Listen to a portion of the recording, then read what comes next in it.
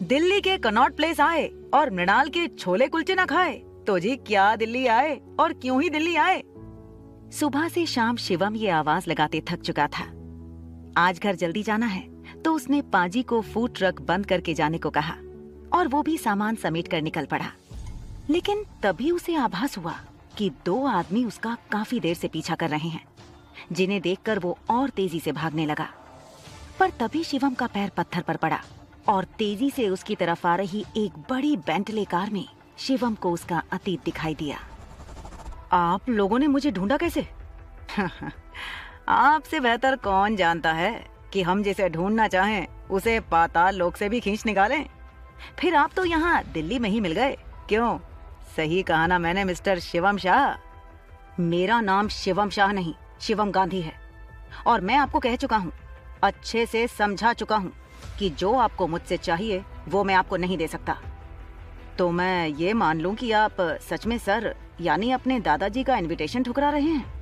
आप जानते हैं ना कि आपकी रगों में शाह खानदान का खून दौड़ रहा है। वो शाह खानदान जो सिर्फ दिल्ली में नहीं, इंडिया में नहीं, बल्कि पूरे वर्ल्ड में मशहूर है। भाड़ में गए आपके सर। जिस पल उन्होंने चुपचाप खड़े होकर मुझे और मेरी माँ को अपने बेटे के हाथों बेइज्जत होते देखा, उसी वक्त से उनसे मेरे सारे रिश्ते नाते खत्म हो गए। हाँ, जो हुआ वो गलत था, लेकिन उनके पास कोई चारा नहीं था। वो मजबूर थे।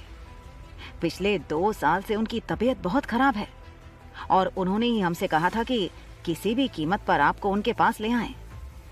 कोई तो राज है, लेकिन उनका काम अब आपके बिना नहीं चलेगा, ये तो साफ है। उस आदमी की बातें सुनकर शिवम को 15 साल पहले हुई घटना याद आ रही थी, जिसने उसकी जिंदगी पूरी तरह बदल दी। उसकी माँ जमीन पर गिरी पड़ी है, उसके माथे से खून निकल रहा है और कोई उसे मार रहा है। पास में खड़े दादाजी कुछ भी नहीं बोल रहे। इस दर्द भरे मंजर को भूलकर शिवम ने कहा, देखिए, मैं आखिरी बार कह रहा हूँ, वो दिन मैं कभी नहीं भूल सकता। उस दिन मेरी माँ के साथ जो सुलूक हुआ, उन्हें सर के बेटे ने धक्के मारकर बाहर निकाला था। और क्या गलती थी उनकी? हाँ, यही ना कि वो।